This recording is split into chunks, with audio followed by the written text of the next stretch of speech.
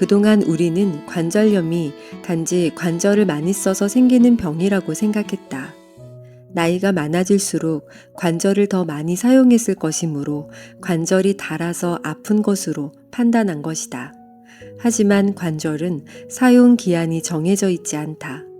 최근 연구 결과에 따르면 관절염은 관절을 많이 사용해서 생기는 것이 아니라 장에서 염증을 일으키는 유해균 때문에 생긴다.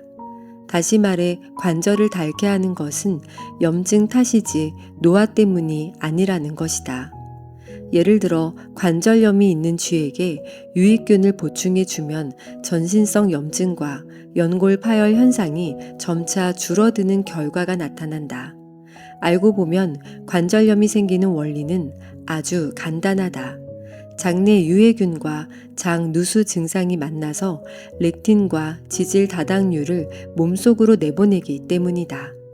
렉틴은 관절 표면에 있는 시알산이라는 과당 분자와 결합하여 일종의 가시처럼 작용하고 그것이 자가 면역 공격과 염증을 일으켜서 결국 관절염이나 노화 현상으로 여겨지는 여러 문제로 나타난다. 손가락에 가시가 박히면 피부가 빨갛게 부어오르는 것을 본 적이 있을 것이다. 이런 가시들이 관절 사이에 돌아다닌다고 생각해 보라. 이해되는가? 지질 다당류는 이렇게 관절을 비집고 다니며 염증을 일으킨다. 앞에서 밝혔듯이 우리의 면역 체계는 지질 다당류를 나쁜 박테리아로 여겨 공격한다. 그래서 관절염이 있는 부위에서 체액을 뽑아내면 놀랍게도 지질 다당류가 발견된다. 그렇다면 많이 써서 닳는다는 원리는 어떻게 이해해야 할까? 어떤 면에서는 그것도 사실이다. 따분하겠지만 과학적 원리를 잠시 설명하자면 관절을 덮고 있는 연골은 연골세포와 연골모세포라는 세포군에 의해 계속 새로 만들어진다. 뼈에도 이런 역할을 하는 세포가 있다. 관절에서 전쟁이 벌어지면, 즉 염증이 생기면 연골이 손상되었다가 다시 자란다. 하지만 손상되는 속도와 재생되는 속도가 달라서 연골에 울퉁불퉁한 굴곡이 생긴다. 즉 사포처럼 표면이 거칠거칠해진다. 그래서 의사들이 뼈 위에 뼈가 놓인 상태라고 설명하는 것이다. 과연 이 시점이 되면 관절의 상태를 되돌릴 수 없을까? 아니다. 그렇지 않다. 장내 유익균은 언제든지 우리를 구해줄 수 있다. 장 내벽을 다시 튼튼하게 만들고 렉틴과 지질 다당류가 침입하지 못하게 막아주면 다시 건강해지고 좋아질 수 있다. 뼈 위에 뼈가 놓였더라도 연골세포가 아직 남아있으므로 관절면은 새로 자랄 수 있다. 이것은 최근에 젤이라는 67세 환자에게도 실제로 일어났던 일이다. 그는 오른쪽 무릎에 인공관절 수술을 받을 예정이었지만 당뇨, 고혈압, 심장 질환까지 있어서 수술을 받아도 심장에 무리가 없을지 확인이 필요했다. 제리는 내가 실시한 심장검사를 통과했으나 혈액검사 결과에 호기심을 느끼고 무릎 수술 전까지 남은 6개월 동안 롱제비티 패러독스 프로그램을 따르기로 했다. 내가 마지막으로 제리를 만났을 때 그는 9kg이 빠진 상태였고 당뇨도 없어지고 고혈압 약도 먹지 않았다. 놀랍지 않은가? 나는 그의 건강 상태가 좋아진 것을 보고 인사를 건네며 무릎 수술은 어떻게 진행되는지 물었다. 아, 그거요? 제리가 말했다. 취소했습니다.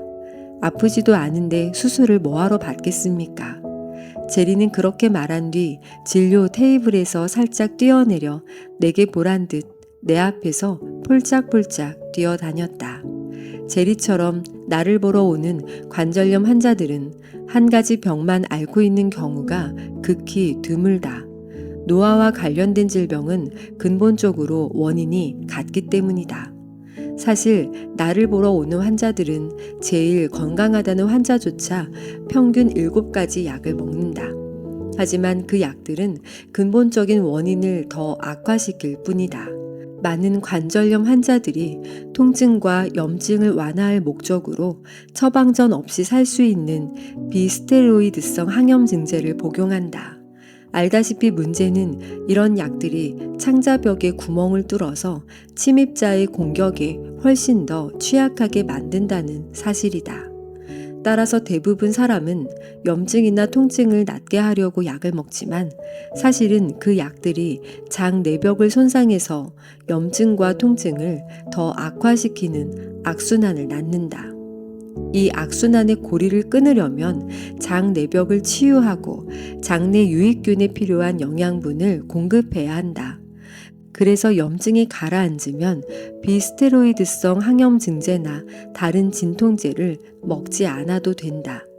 이 과정에서 중요한 단계 중 하나는 WGA를 포함한 음식을 식단에서 빼는 것이다.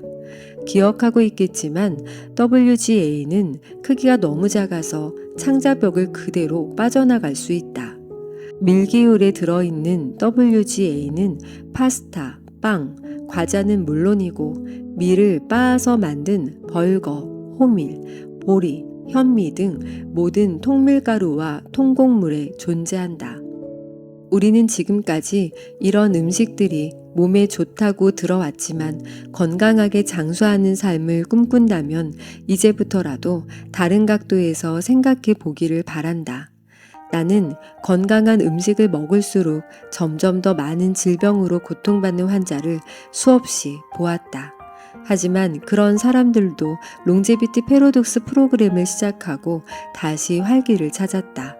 물론 내가 외과적 수술로 많은 환자의 심장을 다시 뛰게 했던 것은 다행이라고 생각한다. 마찬가지로 관절에 문제가 생겼을 때 우리가 의지할 수 있는 인공관절 기술이 이만큼 발전한 것에도 감사한다. 하지만 우리에게는 또 다른 방법이 있다. 그것은 이런 수술을 받지 않고도 건강하게 장수하는 삶을 살게 해준다. 뼈와 근육은 배가 고파야 튼튼해진다. 노인들의 활동성에 제약을 가하거나 고통을 주는 것에는 관절염만 있는 것이 아니다. 만성 염증이 수년간 지속되면 뼈가 서서히 약해져서 결과적으로 골감소증과 골다공증으로 이어진다. 골감소증과 골다공증은 노인의 삶을 위협하는 아주 위험한 질병이다. 미국 골다공증재단은 미국인 5,400만 명이 골다공증을 앓고 있으며 50세 이상 여성의 약 50%와 남성의 25%가 골다공증으로 골절을 겪을 것으로 예상한다. 하지만 인간은 급증하는 골다공증으로 고통받는 유일한 동물이 아니다. 안타깝게도 인간만 좋은 세균을 죽이고 나쁜 세균을 풍부하게 하는, 따라서 심각한 염증을 일으키는 식단을 먹는 것이 아니다. 여러 연구를 보면 쥐도 지질 다당류 때문에 골다공증이 나타난다. 공장식 농장에서 유전자 조작 사료를 먹으며 자라는 닭도 놀라운 속도로 골다공증이 증가하고 있다. 상업용으로 길러지는 가금류의 90%에서 뼈 결손으로 인한 보행 이상 형태가 발견되고 10% 이상은 제대로 걷지도 못하다가 원래 수명보다 빨리 죽고 있다. 다음에 닭가슴살을 먹는다면 다음 사실을 꼭 기억하기 바란다. 그 닭은 먹이로 인해 뼈 결손이 있었을 가능성이 크고, 따라서 그런 닭을 먹으면 염증을 일으키는 음식을 먹은 것과 같아서 결국 내 뼈도 약해질 거라는 사실. 한편 폐경기 이후 여성 중 장내 유익균에 좋은 영양분을 제공하는 견과류와 채소, 올리브유를 많이 먹은 사람들은 골밀도가 높고 심장질환과 당뇨, 암 발병률이 낮았다. 하지만 나이가 들수록 근골격계에 가장 큰 위협이 되는 것은 눈에 보이지 않는 근육 감소일 것이다. 근육 감소는 보통 우리가 의식하지는 못하지만 오랜 시간에 걸쳐 서서히 일어난다. 이 현상은 환자들의 넓적다리를 CT 촬영한 사진을 나이별로 비교해 보면 잘 알 수 있다. 처음 이 사진을 보면 커다란 소고기 스테이크의 단면과 비슷해 보일 것이다. 스테이크로 쓰이는 부위가 바로 소의 넓적다리니까 말이다. 10대 때의 CT 사진을 보면 가운데 있는 흰색 뼈 주위로 근육이 많이 보일 것이다. 하지만 같은 사람이 40대가 되었을 때 CT 사진을 보면 전체적으로 크기는 같아도 그 안을 이루는 구성이 달라져 있다. 평균적으로 40대는 10대보다 근육량이 절반은 적다. 그렇다면 전체적인 크기가 어떻게 같을 수 있을까? 나머지 절반이 지방으로 채워졌기 때문이다. 바로 1-2+ 등급 소고기에서 우리가 마블링이라고 하는 지방이다. 내가 누군가를 위한 맛있는 고기가 되려는 것이 아니라면 마블링은 바람직한 식재료가 아니다. 소의 마블링이 어떻게 만들어지는가? 바로 옥수수와 밀, 콩 위주로 된 먹이에서 나온다. 그렇다면 인간의 몸에 있는 지방은 어떻게 만들어질까? 역시 같은 재료에서 나온다. 이 말은 곧 당신이 나이가 들어서 정확히 같은 사이즈를 유지하고 있는 행운아라 해도 상당량의 근육을 잃고 그 대신 지방을 얻었을 가능성이 충분하다는 뜻이다. 이것이 바로 노화에 관한 또 다른 역설이다. 그리고 나는 그 현상을 늘 목격하고 있다. 체중을 잃은 대신 탄력 없는 몸을 얻게 된 환자들을 통해서 그들은 예전과 사이즈가 같으므로 몸을 이루는 구성도 같을 거라고 착각한다. 그렇다면 근육은 어떻게 만들어질까? 근육은 인슐린의 고객이라고 생각하면 좋겠다. 그리고 인슐린은 모두가 좋아하는 당분을 집마다 팔러 다니는 방문 판매원이라 할 수 있다. 우리가 당분이나 단백질을 먹으면 인슐린은 근육 주위를 돌아다니며 문을 두드리고 이렇게 물어본다. 저기요, 혹시 배고프신 분? 배가 고픈 근육들은 네, 저요 하면서 그 당분을 먹는다. 이렇게만 되면 인슐린에는 일하기 좋은 하루다. 하지만 이 방문 판매원들이 일하기 힘들어지는 몇 가지 상황이 있다. 우선 근육은 배가 고프지 않으면 판매원이 와도 문을 열어주지 않는다. 한편 인슐린을 흉내내는 WGA가 우리 몸을 돌아다닌다는 문제도 있다.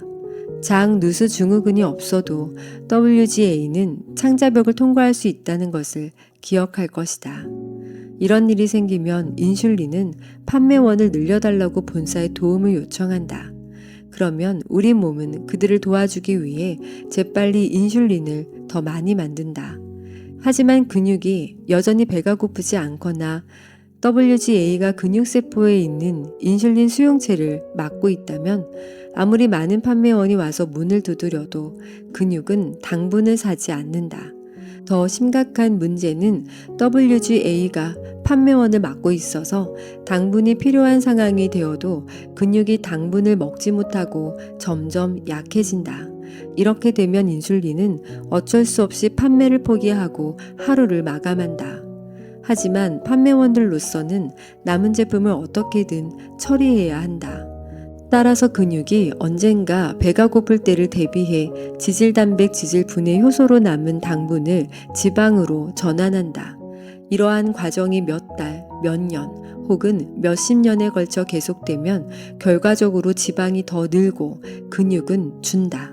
그래서 같은 사람의 넓적다리 사진이라도 나중에 찍은 사진에서 지방이 많아지고 근육은 줄어든 결과를 보게 된다.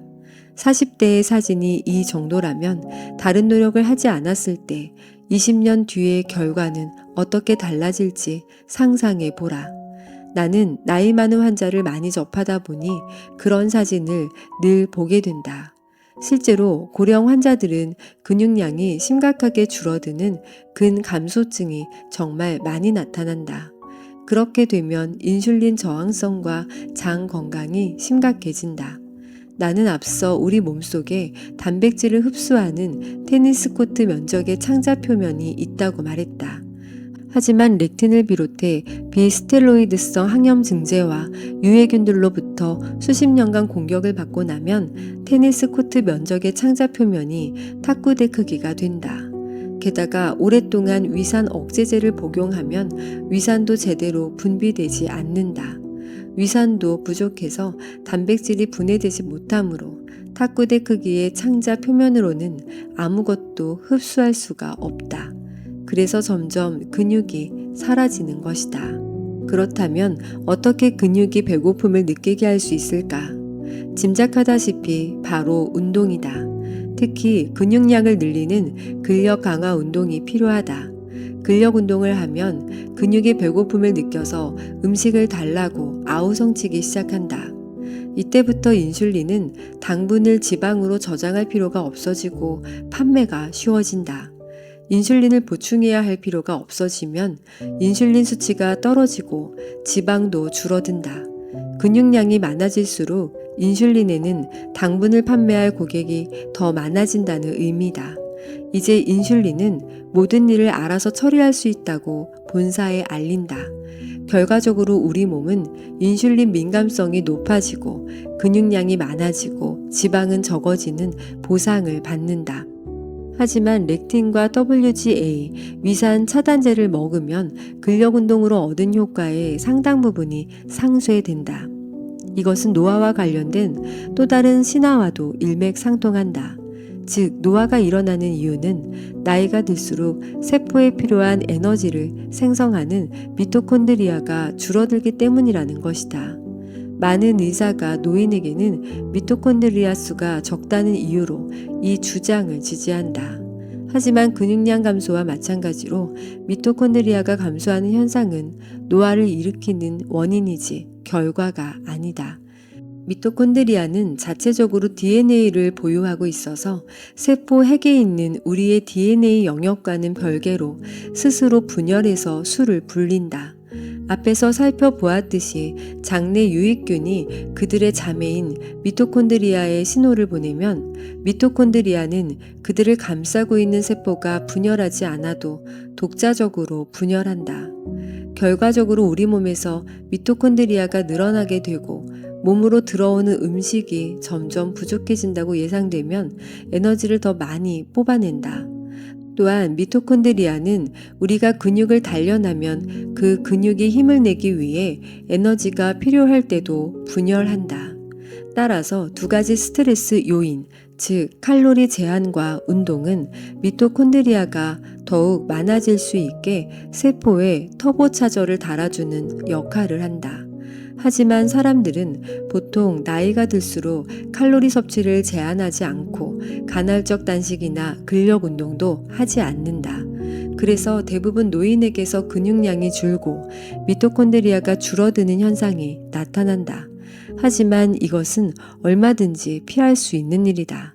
세포에 가벼운 스트레스를 주고 근육을 배고프게 하면 미토콘드리아가 많아지고 인슐린 수치가 떨어지고 근육량이 늘어서 남은 삶을 전반적으로 건강하게 살 수 있다. 운동은 언제 시작하더라도 효과를 볼 수 있다. 하지만 빨리 시작할수록 유리한 출발선에 설 수 있다. 가령 10대부터 일주일에 3회 이상 규칙적으로 운동한 여성은 운동하지 않은 여성과 비교해 폐경기 이후 키가 줄어드는 현상이 훨씬 적다는 연구 결과도 있다. 뼈를 붙들고 있는 것이 무엇인가? 바로 근육이다. 근육이 튼튼해야 뼈도 튼튼하다. 확실한 것은 나이가 많든 적든 지금이라도 당장 운동을 시작해야 한다는 것이다. 쓰지 않으면 못 쓰게 된다. 우리는 나이가 들수록 운동을 덜하고 주로 앉아서 생활해도 괜찮을 거라고 너무 쉽게 생각한다. 어쨌든 우리 사회가 그것을 정상으로 여기지만 진실은 정반대다. 오히려 앉아서 생활하는 방식이 나이 들게 한다. 나이가 들어서도 계속 운동하는 사람은 운동하지 않아 근육이 약해진 사람보다 더 오래 살고 더 건강하다. 나의 증조 할머니는 100세 생일을 맞기 한 달 전까지 활동적으로 생활했고 돌아가시기 전까지도 3층 침실에서 생활했다. 할머니는 3층 계단을 하루에도 몇 번씩 오르락 내리락 걸어 다녔다. 어렸을 때는 그런 할머니가 이상해 보였지만 지금 생각해 보면 할머니는 정말 현명한 분이었다. 할머니가 생활했던 방식을 떠올리면 블루존 사람들이 생각난다. 그들이 사는 곳도 되게 높은 지대에 있다. 블루존 사람들은 나이가 들어도 늘 언덕을 오르내리며 대부분의 미국인보다 많은 근육량을 유지하고 수십 년 더 오래 민첩함을 유지한다. 증조할머니가 생활하신 방식과 주로 높은 지대에서 생활하는 블루존 사람들의 사례를 보면 중력을 이용하는 운동이 중요하다는 사실을 알 수 있다. 중력에 반하는 운동은 근육에 스트레스를 주므로 근육을 강화해서 크기를 늘린다. 걷기, 언덕이나 계단 오르내리기, 스쿼트, 팔굽혀펴기 등은 모두 중력을 이용해 우리 몸을 단련하는 운동이다. 언덕을 오를 만큼 몸이 좋지 않더라도 크게 걱정할 필요가 없다. 나는 몇 년 전 학회 참석차 프랑스에 갔을 때 재미난 실험 결과를 보았다. 스위스에서 이뤄졌던 이 실험은 운동 생리학자들이 산에 오르는 행위가 근육 발달에 어떤 영향을 미치는지 알아보기 위한 연구였다. 실험 참가자들은 두 그룹으로 나뉘어 한 그룹은 가파른 산꼭대기까지 걸어서 올라가고 내려올 때는 케이블카를 타고 내려왔다. 다른 그룹은 반대로 산에 오를 때 케이블카를 타고 내려올 때는 걸어서 내려왔다. 아마도 참가자들은 모두 두 번째 그룹에 들고 싶었을 것 같다. 어쨌든 이 실험을 계획한 사람들은 산을 걸어서 올라가는 사람들이 운동 효과를 더 많이 볼 거라고 예상했다. 하지만 결과는 예상과 달리 운동 효과 면에서만 보면 두 그룹 모두 같았다. 즉, 산을 걸어서 내려올 때도 계속해서 속도의 제동을 걸어야 하므로 중력에 반한 운동인 것이다. 따라서 걸어서 내려올 때도 근육은 스트레스를 받는다. 우리 증조 할머니가 그랬던 것처럼 블루존 사람들은 대개 현대적 편의시설이 부족한 곳에 산다. 그래서 나이가 들어도 활동적으로 생활할 수밖에 없다. 나도 나이가 꽤 있는 사람인지라 어렸을 때는 전자식 차고나 제설기, TV 리모컨도 없었다. 나는 내가 설파하는 건강법을 직접 실천하고 있으니 그 정도로 나이가 많아 보이지는 않을 거라고 믿고 싶지만 아무튼 그때는 차고문을 열려면 차에서 내려야 했고 눈을 치우려면 제설기가 아닌 몸을 써야 했고 채널을 바꾸려면 앉은 자리에서 일어나 방을 걸어가야 했다. 당연히 학교까지도 비가 오나 눈이 오나 하루에도 몇 킬로미터씩 걸어서 오갔다. 하나씩 놓고 보면 사소해 보일지 모르지만 그런 것들이 쌓여 우리가 살아가는 방식과 나이 드는 방식에 큰 차이를 만든다. 세계에서 가장 오래 사는 사람들이 사는 곳은 현대적 편의시설이 대부분 부족하다. 그들은 나이가 들어도 근육을 계속 쓸 수밖에 없는 환경에서 살기 때문에 노화도 더 천천히 일어난다. 그러나 서구 사회에서는 나이가 들면 의례 기력이 약해진다고 생각해서 충분히 힘을 쓸 수 있는 나이에도 근육을 쓰지 않도록 생활 환경을 바꾼다. 나는 나중에 계단을 못 올라갈 때를 대비해 현재 잘 다닐 수 있음에도 단층집을 사거나 침실을 1층으로 옮기는 사람들을 정말 많이 보았다. 계단을 오르내리는 환경에서 벗어나면 어떻게 될까? 결국 그들의 예상대로 기력이 약해진다. 나는 기력이 없어지는 시기가 정해져 있다는 것은 말이 안 된다고 생각한다. 그리고 그것은 전혀 사실이 아니다.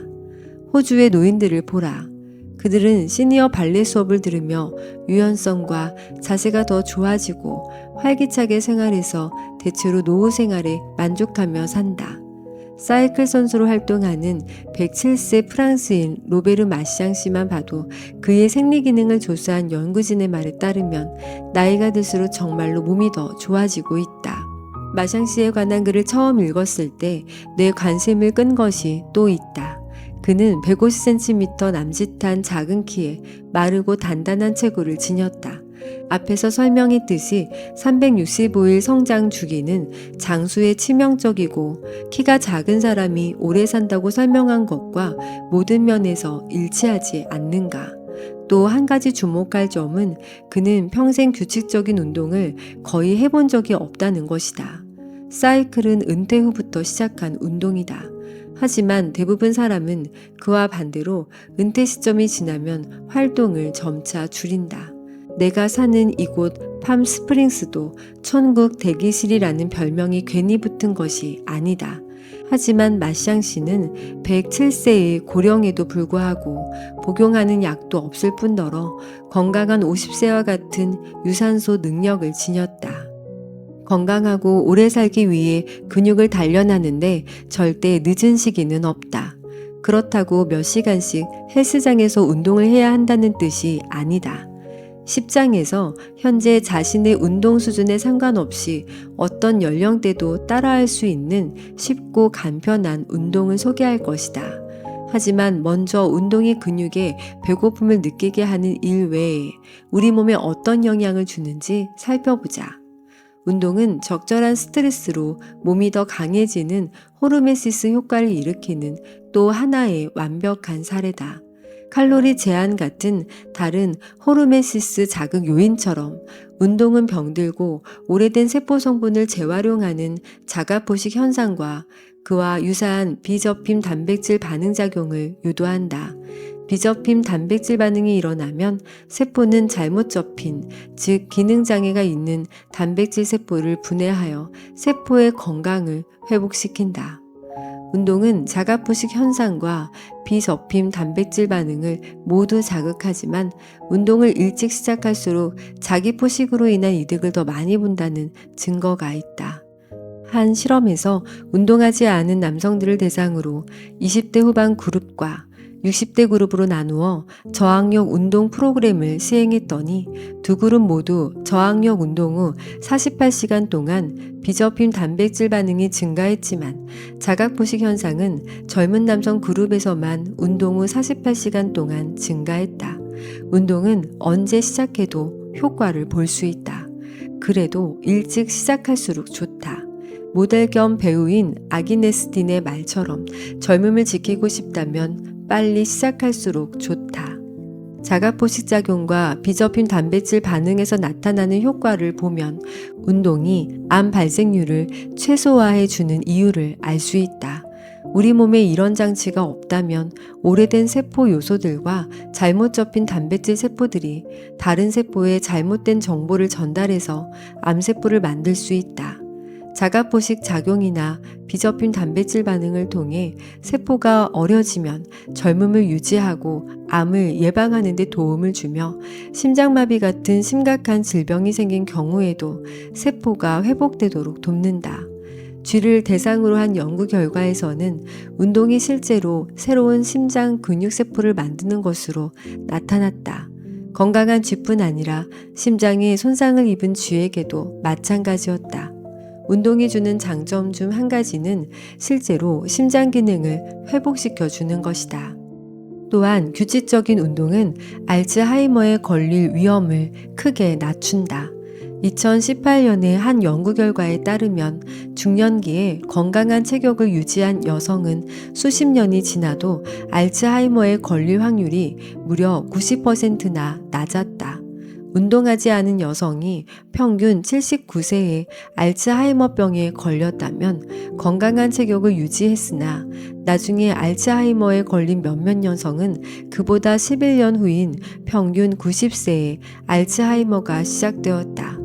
여성 독자들에게 당부한다.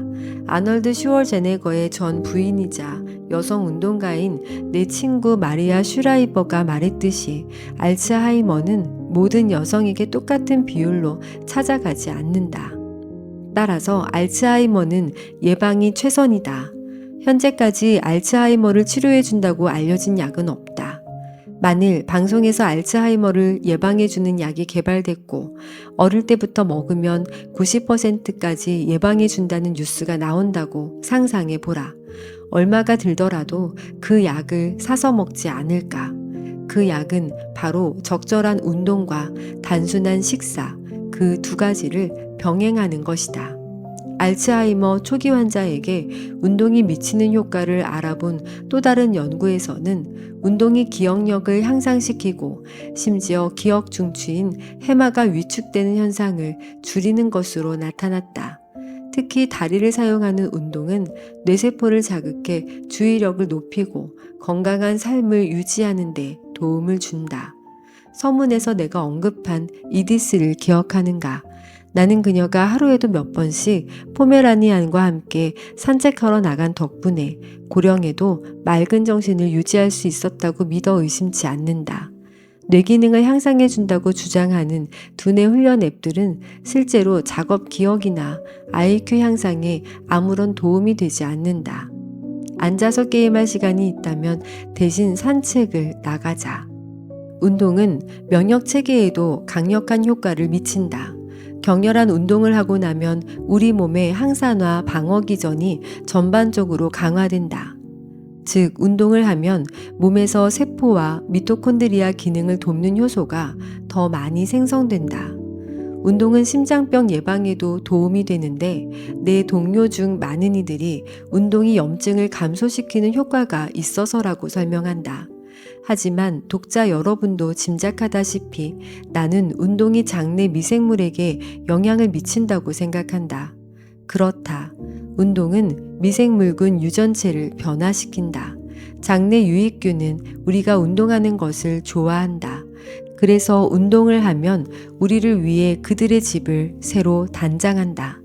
운동하는 쥐는 같은 먹이를 먹어도 운동하지 않는 쥐보다 퍼미큐티스라는 특정 장내 유익균이 많은 것으로 나타났고, 인간을 대상으로 한 연구에서도 운동은 장내 박테리아를 더 풍부하고 다양하게 해주는 결과를 보였다. 그 중에서도 가장 흥미로운 연구 결과는 다른 조건이 같을 때 운동하는 쥐가 운동하지 않는 쥐보다 부티레이트를 더 많이 생성한다는 결과일 것이다. 부티레이트는 장내벽을 보호해 주므로 미토콘드리아에는 그들이 좋아하는 식량원을 제공함과 동시에 침입자들이 몸속으로 들어오지 못하게 막는다. 그렇다면 정말로 운동이 창자벽과 미토콘드리아를 튼튼하게 하여 암, 관절염, 심장질환 등의 질병에 걸릴 위험을 낮춘다는 말일까? 나는 그렇다고 생각한다. 한 번쯤 들어봤겠지만 운동을 하면 기분을 좋게 하는 엔도르핀이라는 호르몬이 나와서 행복감도 증가한다. 물론 장내 유익균은 우리가 그들을 잘 보살필 때 우리를 위해 그런 호르몬을 내보내라고 신호를 만든다는 것을 잊지 말자. 하버드 대학교 의과대학도 최근 보고서에서 우울증에는 항우울 치료제와 함께 규칙적인 운동이 도움이 된다고 발표했다. 당신이 소파에 앉아 TV 보는 것만 즐기는 사람이라 해도 절망할 필요는 없다. 하버드 대학교 연구 결과를 보면 운동은 장수의 필수 요소지만 적절한 운동을 짧게 하는 정도만으로도 크게 도움이 된다. 10장에서 소개할 운동 처방은 몇 시간씩 헬스장에서 운동하는 것보다 훨씬 간단한 운동들이다. 이것 또한 노화에 관한 또 다른 역설로서 적절한 운동은 건강한 삶에 꼭 필요하지만 너무 심한 운동은 오히려 역효과를 낳는다. 지나친 운동은 만성 스트레스를 유발한다. 인생의 모든 것이 그렇듯 운동도 지나치면 문제가 된다. 특히 달리기 같은 심혈관계 운동이 그렇다. 우리 조상들은 다른 동물의 먹이가 되고 싶지 않을 때만 달렸다. 하지만 우리는 언젠가부터 칼로리 계산에 집착하고 신진대사가 실제로 어떻게 이루어지는지 제대로 알지 못한 채 건강해진다는 명목으로 몇 시간씩 조깅하거나 스피닝을 타거나 계단을 오르내리거나 에어로빅을 해야 한다고 믿는다. 하지만 미생물군 유전체가 발견되고 그것이 칼로리를 소비한다는 개념이 알려지면서 칼로리를 따지는 이론은 쓸모없는 것으로 오래전 밝혀졌다. 그런데도 인터넷과 소셜미디어 때문에 칼로리 개념은 절대 사라지지 않고 있다. 결과적으로 사람들은 쓰지 않은 헬스클럽 이용권을 보며 자신의 의지만 탓한다. 블루존 사람들이 그런 말을 듣는다면 비웃을지 모른다. 조깅 열풍이 시작되던 1970년대 몇몇 연구원은 걷기의 달인으로 알려진 아프리카 칼라하리 지역의 부시먼을 대상으로 인터뷰를 했다. 부시먼들은 사냥 시즌이 되면 하루 30에서 50km를 걸어 다닌다.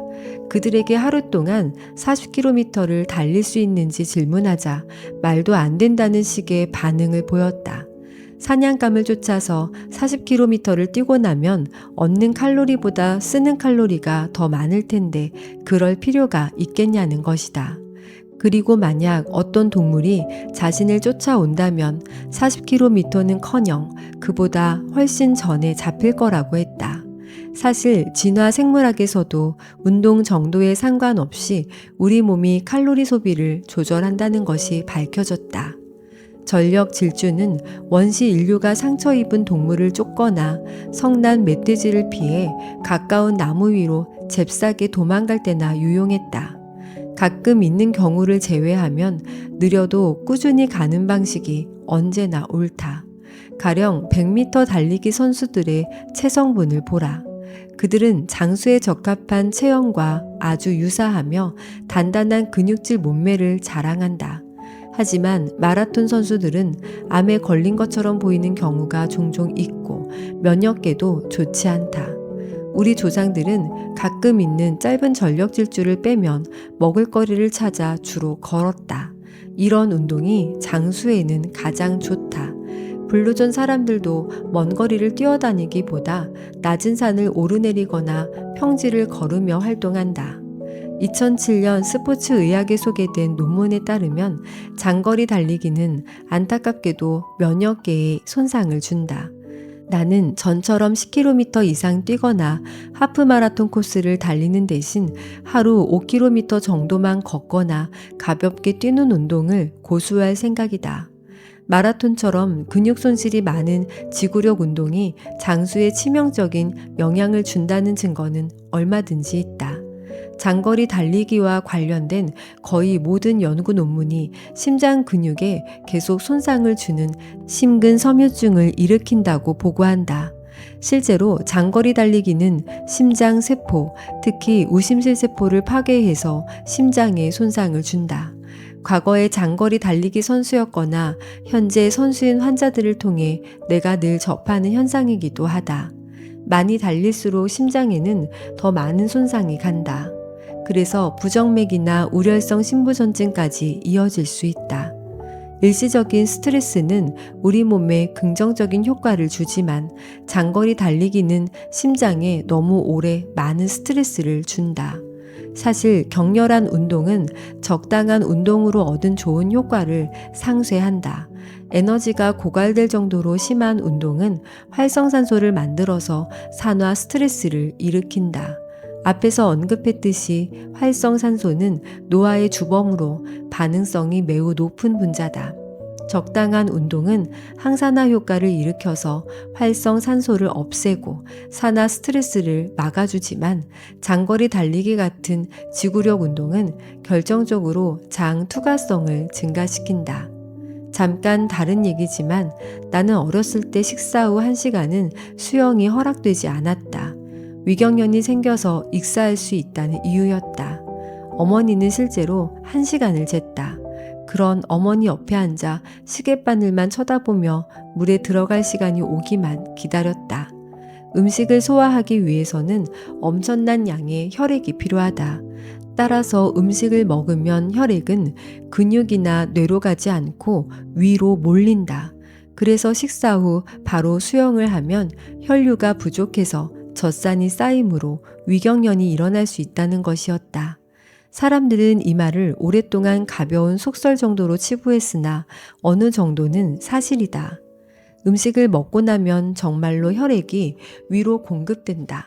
하지만 장거리 달리기를 하면 정반대 현상이 일어난다.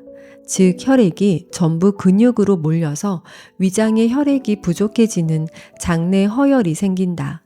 장내 허혈은 장 누수를 일으키고 결과적으로 렉틴과 지질 다당류, 박테리아를 몸속으로 흘려보낸다.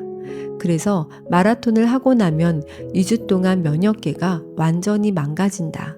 장거리 달리기를 해본 사람들은 알 것이다. 마라톤을 하고 나면 소화 기능이 엉망이 된다. 위장이 행복하지 않다는 확실한 신호인 것이다. 달리기를 정말 좋아하는 사람들은 자신들의 오랜 취미 생활을 버리기가 쉽지 않다. 나도 그런 사람이었지만 내 아내 페니는 보스턴 마라톤 100주년 대회에 정식 선수로 출전할 정도로 애호가였다. 마라톤에 관한 데이터를 오랜 시간 열심히 들여다보기 전까지는 그랬다. 데이터를 모두 본 뒤로 아내는 마라톤의 부정적인 면을 인정하지 않을 수 없었다. 그래서 러닝 슈즈와 영영 작별을 고했다. 아내는 마라톤 경력을 줄여서 수명을 늘릴 수 있다면 당연히 그만한 가치가 있다고 생각했다. 한 가지 더 밝히자면 아내는 마라톤을 하는 동안 골 감소증을 얻고 감기는 늘 달고 지냈다. 이제 그런 증상들은 사라진 지 오래다. 하지만 좋은 과거를 기억하지 못한다면 오래 사는 것이 무슨 의미가 있을까? 그런 의미에서 이제 뇌 건강을 지키고 은퇴 후에도 오랫동안 맑은 정신을 유지할 수 있는 몇 가지 간단한 방법을 알아볼 것이다. 심지어 뇌 건강도 장내 유익균이 좌우한다.